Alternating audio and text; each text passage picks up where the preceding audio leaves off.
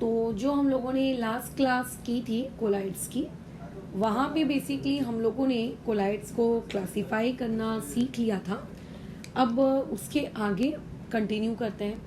तो लास्ट की 2 क्लासेस में देखो आपने जो पर्टिकुलर क्लासिफिकेशन सीखी है ना, वो क्लासिफिकेशन क्या थी कि पहला आप उन्हें क्लासिफाई कर रहे हो इस बेसिस पे कि डिस्पर्स फेज क्या है और डिस्पर्स मीडियम क्या है, और दूसरा आप इस बेसिस पे क्लासिफाई किए थे कि वो लायोफिलिक है कि लायोफोबिक है। तो अभी जो हम लोग तीसरा क्लासिफिकेशन करने जा रहे हैं, ये इस बेसिस पे किया जा रहा है कि आपके पास जो कोलाइड है उस पर्टिकुलर कोलाइड पे चार्ज कितना है।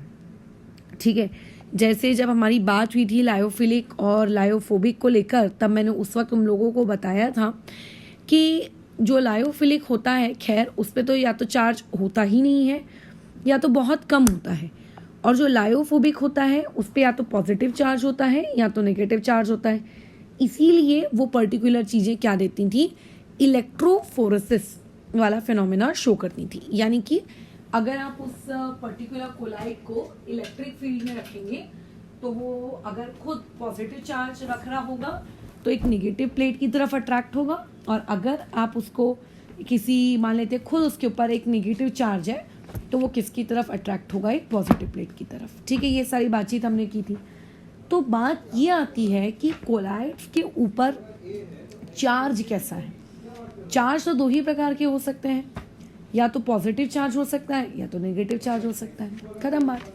तो अगर 2 टाइप के चार्जेस हो सकते हैं तो उन चार्जेस के हिसाब से जो हम लोगों के कोलाइड्स हैं वो भी कितने टाइप के होते हैं, 2 टाइप के होते हैं।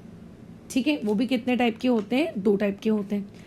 एक ऐसे कोलाइड्स जो क्या दे रहे हैं, पॉजिटिव चार्ज रख रहे हैं खुद के ऊपर, और दूसरे आप लोगों के एक ऐसे कोलाइड्स जो अपने ऊपर खुद के ऊपर कैसा चार्ज रख रहे हैं, जो नेगेटिव चार्ज रख रहे हैं। ठीक है, ये हो गए आपके 2 टाइप्स। तो अब हम लोग कोलाइड्स को 2 कैटेगरी में क्लासिफाई कर रहे हैं by using third category of classification, यानी कि हम अब कोलाइड्स को क्लासिफाई कर रहे हैं on the basis of charge. Charge के बेसिस पे आप कोलाइड्स को क्या कर रहे हो, क्लासिफाई कर रहे हो। ठीक है, ओके। तो मुझे एक बात बताओ, अगर किसी पर्टिकुलर कोलाइड पर मान के चलते हैं, हो सकता है पॉजिटिव चार्ज हो सकता है किसी पर्टिकुलर कोलाइड पर नेगेटिव चार्ज हो, तो अगर पॉजिटिव चार्ज हुआ तो पॉजिटिव कोलाइड, नेगेटिव चार्ज हुआ तो नेगेटिव कोलाइड, खत्म बात। हाँ, अब मैडम किसी कोलाइड पे पॉजिटिव होगा कि नेगेटिव होगा ये हमें कैसे पता? तो देखो वो तो फिलहाल के लिए अभी की क्लास में तुमको ये चीज़ें याद रखनी होंगी, और इसको याद रखना बहुत ही इम्पोर्टेंट है, अदरवाइज तुमसे क्वेश्चंस नहीं बनेंगे। ठीक है, आगे कुछ क्वेश्चंस आते हैं, हम लोग एक रूल पढ़ेंगे, हार्डीज क्लोज रूल। ठीक है, तो उस पर्टिकुलर रूल में हम जानेंगे कि किसी भी पर्टिकुलर कोलाइड के ऊपर चार्ज कैसे आ रहा है, क्यों आ रहा है ना, उसके एक्सेप्शंस क्या है, etcetera etcetera. But right now के लिए आपको ये चीज़ याद करनी पड़ेगी कि कौन से वाले जो कोलाइड्स हैं वो पॉजिटिव चार्ज रख रहे हैं और कौन से वाले कोलाइड्स नेगेटिव। तो मैं एक जनरल रूल बताती हूँ, हो सकता है इन रूल्स के कुछ एक्सेप्शन हो। ठीक है, बट फिलहाल मैं एक जनरल रूल बता रही हूँ कि कुछ जनरल रूल से हमें ये समझ में आएगा कि किन कोलाइड्स को हम पॉजिटिव कह सकते हैं और कुछ को नेगेटिव। ठीक है, पहली बात तो नेगेटिव कोलाइड्स में सबसे इम्पॉर्टेंट चीज़, जितने भी मेटल्स होते हैं, अगर आप मेटल्स के सॉल बना रहे हो, ठीक है, जैसे कि मान लेते हैं तुम कह रहे हो, एक और पर्टिकुलर टॉपिक है जिसको नेगेटिव सोल की कैटेगरी में डाला जाता है, वो होता है क्ले। ठीक है, जैसे अगर मैं बातचीत करूँ क्ले की, या फिर अगर मैं बातचीत करूँ किसकी, गम की, ठीक है, या फिर हम बातचीत करें जिलेटिन की, ठीक है, या फिर स्टार्च की, चारकोल की, तो ये सारे के सारे किस कैटेगरी में आते हैं, आप लोगों के अच्छा मैंने स्टार्च और चारकोल दोनों को एक ही साथ लिख दिया। देखो बहुत सारे एग्जाम्पल हो सकते हैं, ये तो खैर मैंने 1 या 2 एग्जाम्पल्स बताए हैं। इसके अलावा अगर आप किसी मेटल के साथ सल्फर को कंबाइन करते हो, तो मेटल और सल्फर कंबाइन होके वो लोग क्या बना लेते हैं, मेटल के सल्फाइड्स बना लेते हैं। तो जो मेटल के सल्फाइड्स बनते हैं ना, ये मेटल के सल्फाइड्स भी किस कैटेगरी में आते हैं, नेगेटिव सोल की कैटेगरी में आते हैं। फॉर एग्जाम्पल आप लोगों के पास कैडमियम सल्फाइड जैसे मैंने ले लिया है ना, मैंने आर्सेनिक का मान लेते हैं सल्फाइड ले लिया, तो ये सब किस कैटेगरी में आएंगे? निगेटिव सोल की कैटेगरी में आएंगे। फिर पॉजिटिव सोल की कैटेगरी में हम किसको रखते हैं? पॉजिटिव सोल की कैटेगरी में हम लोग रखते हैं ऑक्साइड्स को, जैसे Fe2O3 हो गया, TiO2 हो गया, कोई भी ऑक्साइड्स।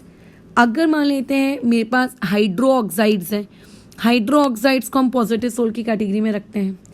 अगर मेरे पास मान लेते हैं कोई hydrated oxide, what do you mean by the term hydrated oxides? Hydrated oxides का मतलब वो चीज आप लोगों की ऑक्साइड तो है, फॉर एग्जाम्पल जैसे Fe2O3 जो कि आपने बचपन में पढ़ा होगा रस्ट के केस में, XH2O, तो देखो इस XH2O यानी कि ये क्या है?